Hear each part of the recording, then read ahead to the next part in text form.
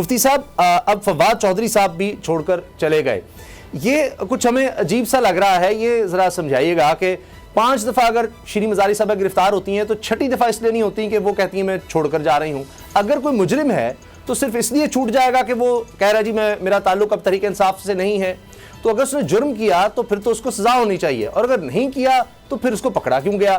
اور صرف یہ تو اس طرح سے لگ رہا ہے کہ صرف اس لیے لوگوں کو پکڑا جا رہا ہے کہ چھوڑ کر جائیں تحریک انصاف.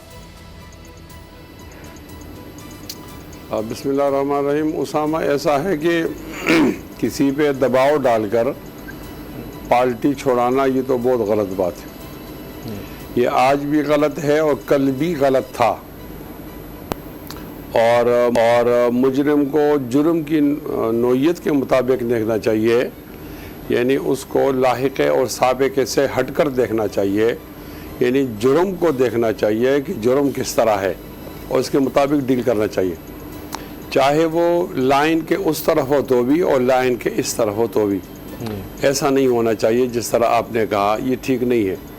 ہمیں صحت مند روایات چھوڑنی چاہیے نئی نسل کے لیے، اور ہمیں بیمار روایات نہیں چھوڑنی چاہیے. اب لوگ آ رہے ہیں اور جا رہے ہیں، تو یہ پاکستان میں پہلی بار نہیں ہوا، پہلے بھی ایسا ہوتا رہا. اصل میں آپ کو قرضہ دے دوں نا، اور جب اس کی مدت پوری ہو جائے تو میں آپ سے واپس مانگتا ہوں، تو پھر ظاہر ہے آپ کو اعتراض نہیں ہونا چاہیے. یہ وہی لوگ جا رہے ہیں جو ایک ہی گھر سے آئے تھے، جو عمران خان کا اپنا گھر نہیں تھا، اس کے گھر کے پاس ایک پڑوسی کا گھر تھا، وہاں سے آتے تھے عمران خان کے گھر میں. تو ان گھر والوں نے پھر بلا لیا، یہی خود چلے گئے. تو اس پر ناراض نہیں ہونا چاہیے. ہمارے ہاں ایک بہت عجیب مثال دی جاتی ہے.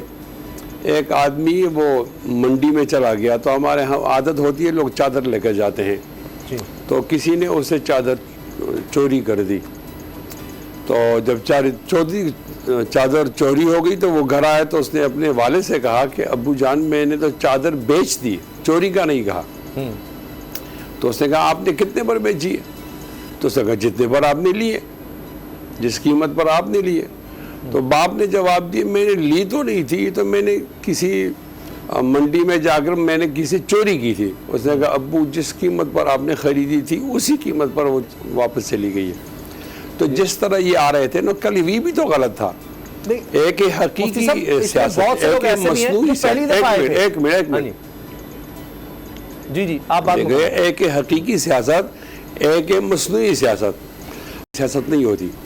حقیقی سیاست اٹھتی ہے محلے سے، محلے کے بعد یونین کونسل سے، یونین کونسل کے بعد وہ تحصیل سے، اور پھر ضلع سے، پھر صوبے سے، اور یوں وہ قومی دھارے کے اندر آ جاتی ہے. لیکن ہمیں تو ایک آدمی مونگلی سے پکڑ کر بتا دیے جاتا ہے کہ یہ آپ کا لیڈر ہے، یہ آپ کا صدر ہے، یہ آپ کا وزیر اعظم ہے. تو مصنوعی سیاست چلتی ہے. ٹھیک ہے. اور ایک بلبلے کی طرح اس میں ہوا ڈال دی جاتی ہے بہت زیادہ. لوگ سمجھتے ہیں پتہ کیا ہو جائے گا. جب موقع آ جاتا ہے تو بلبلا پھٹ جاتا ہے، اس کے اندر کچھ بھی نہیں ہوتا. تو آپ یہ بھی دیکھ رہے ہیں، کل عمران خان کہہ رہا کہ ہیوی ویٹ پہلوان آ رہا ہے. آج ہیوی ویٹ پہلوان کون پہلوان تھا؟ وہ جے یو آئی سے لوگوں کو توڑ کر نکالا، پیپلز پارٹی سے توڑ کر نکالا، مسلم لیگ سے توڑ کر نکالا. اب وہ ہیوی ویٹ واپس جا رہے ہیں تو اس کو کسی بات اعتراض نہیں ہو چاہیے. ہاں ایک بات ہے، میں اب بھی کہتا ہوں اگر دباؤ کے ذریعے ضمیر کو تبدیل کیا جا رہا ہے تو پھر یہ نہیں ہونا چاہیے.